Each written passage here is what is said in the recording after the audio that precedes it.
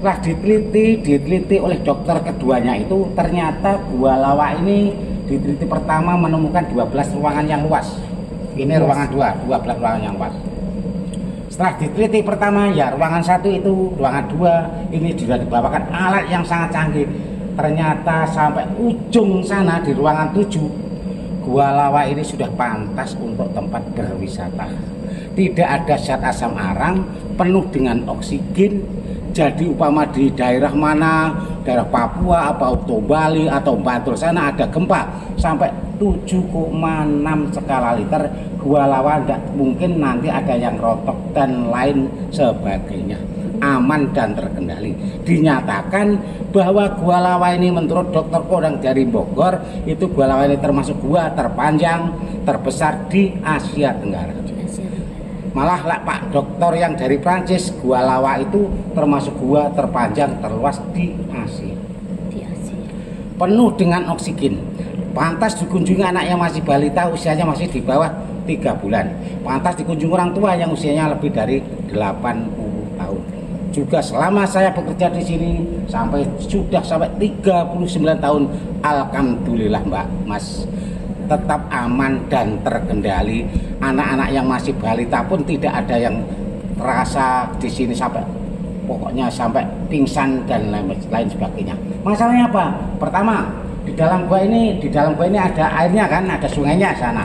Di keduanya di antara tiap-tiap ruangan ada sirkulasi udara, dia ada lubang ke atas. Di antara stalaktit seramiknya itu banyak yang masih menetes. Jadi aman. Jadi semuanya aman, udara segar. Masalah kalau di sini sampai duduk lama sampai koyok-koyok aneh AC yang sangat dingin sekali. Iya, iya. Jadi memang di sini rekan-rekan Miss Explorer. Jadi di sini kalau saya amatin sesuai dengan penjelasan beliau tadi, di sini memang tempatnya luar biasa. Dari dinginnya, oksigennya, semua serba ventilasinya semua sudah teratasi. Dengan istilah seperti ini, kejadian seperti ini pantas mendapatkan. Kalau saya lihat ini di sini ada ya Pak, ini namanya Wonderful Indonesia. Ini kalau nggak salah, ini saya dari Bali. Ini kalau salah ini dulu ada konferensi Wonderful Indonesia yang menangani khusus pariwisata yang ada di Indonesia. Jadi sini mendapatkan salam pariwisata seperti ini. Pak Kasidi, saya mau tanya. Ini tadi kan ada 5 pintu ya. Ya. Ini kenapa ini kok bisa ditutup? Oh, masalahnya begini. Dulu itu kan pada kalau sudah balik jalannya masuk dulu kan balik kan lewat situ. Kalau langsung pulang lewat sini. Berhubung barusan membuat tahun 2013 membuat terowongan.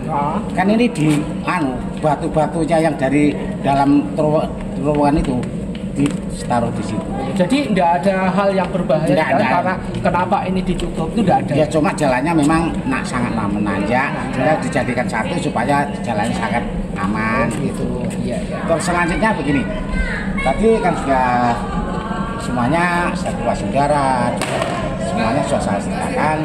Dengan untuk selanjutnya, semuanya setelah Dokter Kodang sama David Mantopani sudah menyurvei dengan keadaan aman dan terkendali, Gua Lawa sudah diresmikan pada tahun 1984 tanggal 24 Juni. Gua Lawa resmi dibuka untuk tempat wisata.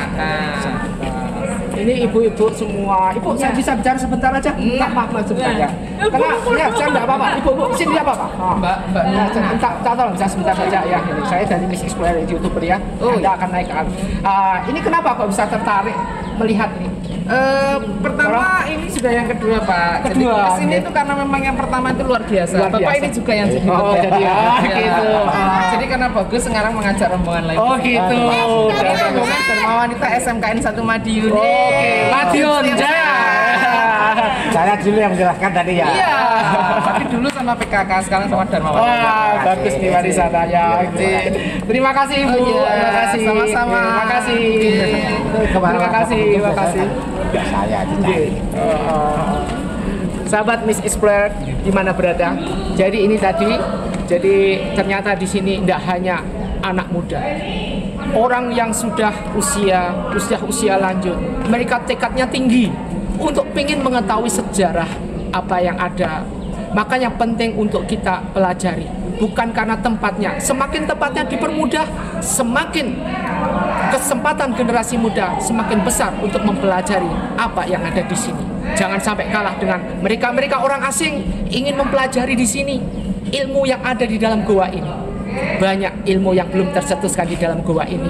Cuman kita yang harus belajar. Tetap semangat, jangan pernah mundur dalam semangat belajar.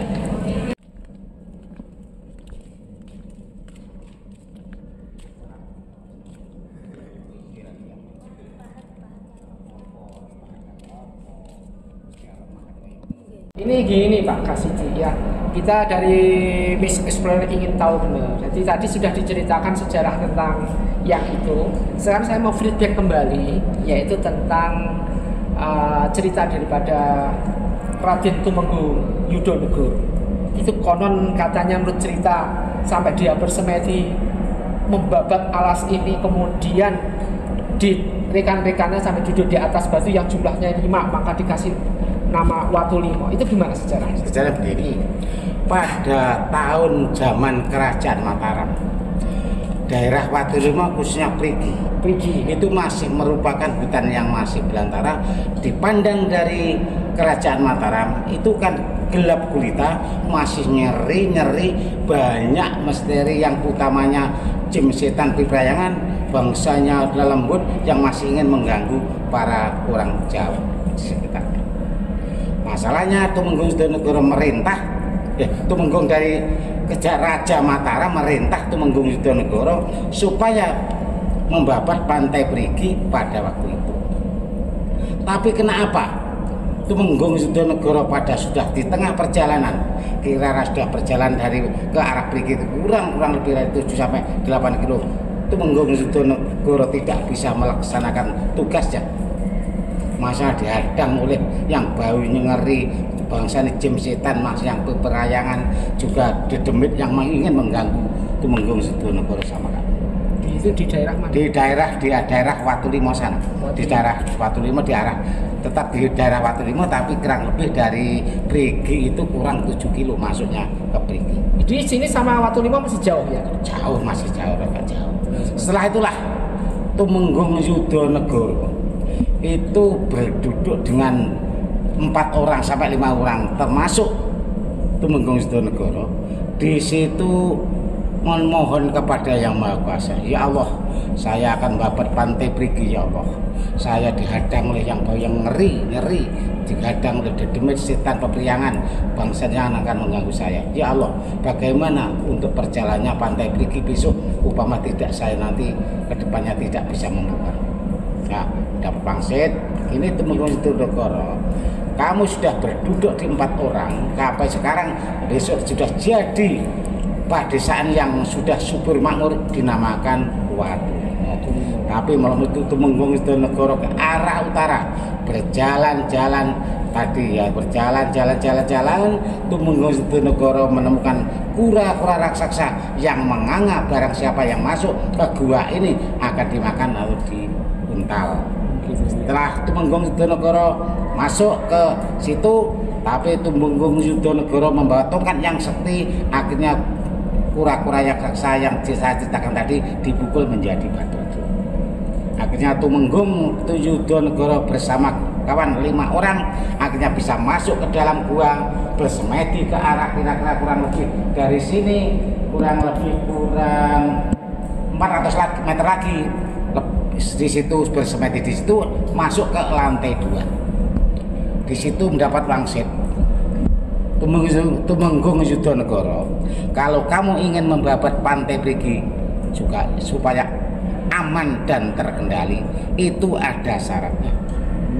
Setelah kamu turun dari sini, kamu harus cari putri yang namanya Putri Gambar Inten, itu dari Gandong Biru, Tumenggung dari pokoknya anak Gandong Biru, kesatian Gandong Biru, namanya Putri Gambar Inten. Syaratnya kamu harus nikah kepada Putri Gambar Inten dengan syarat nanti kalau pernikahanmu itu siangnya harus diundangkan tayuban.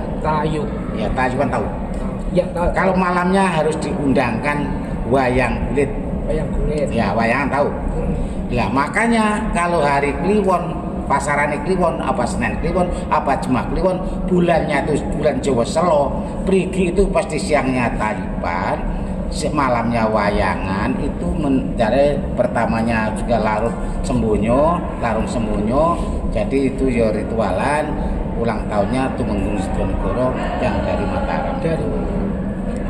Jadi itu sejarahnya. Sejarah seperti itu. Jadi sejarah seperti itu ternyata di sini ketika Raden Tumenggung Sidonegoro ketika dia harus memulai pekerjaannya, harus mau nggak mau harus menikahi seorang wanita yang namanya Putri Gambar Inten. Dan harus ada syaratnya, tidak menikahi aja. Syarat yang kedua adalah harus ada tanggapan atau tontonan siang namanya tayuban, dan malam adalah wayang kulit.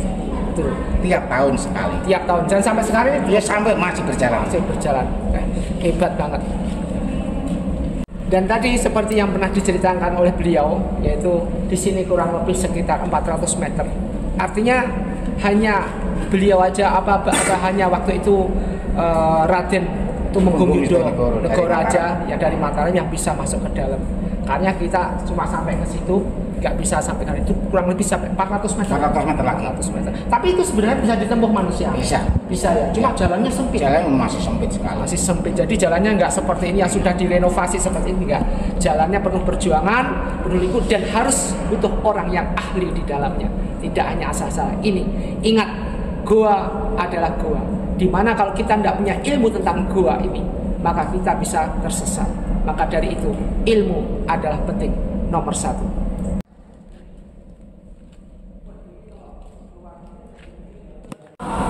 Miss Explorer berada. Sekarang kita lagi posisi di dalam gua. Ruangan 6. Ini katanya ruang 6 dari kata beliau. Di ruangan ini terasa sejuk, tidak ada panas. Ya. Tapi di atas ini ada lubang ya. Ada lubang. Ini ada lubang ke atas. Tembus ke atas. Itu ada lubang. Apa itu? Ventilasi udara. Dan itu di sana ada 200 meter lagi ke tempatnya lowong juga ada ventilasi udara yang sinarnya matahari sampai kelihatan. Jadi masih 200 meter? Iya. Wah, lumayan. Itu yang sudah dibangun loh. Yang belum dibangun 1 kilo lebih yang belum dibangun. Gila. Itu coba dibayangin, masih ada sekitar 100. Dan terus yang itu, yang tempatnya apa tuh Raden Yudo itu ini yang masih sana. Jadi sekitar 1 kilo itu masih sana. Ternyata perjalanan masih jauh. Dan kayak kita tidak sanggup masuk ke dalam. Itu masih 1 kilo lagi guys. Coba bisa dibayangin. Di tempatnya kelelawar semua. Iya, kelelawar. Jadi kayaknya nanti kita sampai di sini kita kayaknya putar balik. Padahal kalau tengah siang ini sinar matahari juga kelihatan, tapi ya telek nolowo banyak sekali. Iya. Baunya ini kan sudah menyengatkan. Sudah menyengatkan. Jadi untuk mengantisipasi semua dari yang ada, maka mungkin penelusuran kita sampai di sini. Yang jelas itu sampai sana ada 200 meter sampai 1 kilo. Itu banyak sekali kotoran kelelawar. Jadi kita juga save dengan item yang kita punya. Sahabat Miss Explorer, sejarah telah membuktikan begitu kentalnya yang terjadi di dalam ini. Tadi sudah diceritakan tentang perjalanan Raden Tumenggung Sidonegoro. Dari perjalanannya sampai dia semati, sampai dia harus menikahi dengan putri, sampai ada keharusan ataupun syarat mutlak untuk bisa dapat di sini, yaitu dengan cara termasuk salah satunya adalah adanya tayuban kalau siang dan malam adalah acara wayangan. Dari sini kita bisa mengambil suatu hal kesimpulan bahwa segala sesuatu yang ada di dunia ini tidak ada yang eksekutif, tidak ada yang prioritas. Semua yang ada di dunia ini pasti ada asal usulnya, segala sesuatu itu ada. Jadi gua ini ada asal usulnya, ada sejarahnya. Sampai diketemukan, terjadinya perang tanding pada waktu itu antara Raden Tumenggung Sidonegoro bersama kura-kura penjaga gua di depan. Mudah-mudahan hal seperti ini senantiasa kita pasti terus explore. Maka dari itu, sahabat YouTube Miss Explorer yang saya hormati, jangan lupa demi memperlancar dengan kita memberikan informasi semuanya, jangan lupa subscribe terus dan jangan lupa terus ikutin di Miss Explorer. Wassalamualaikum warahmatullahi wabarakatuh.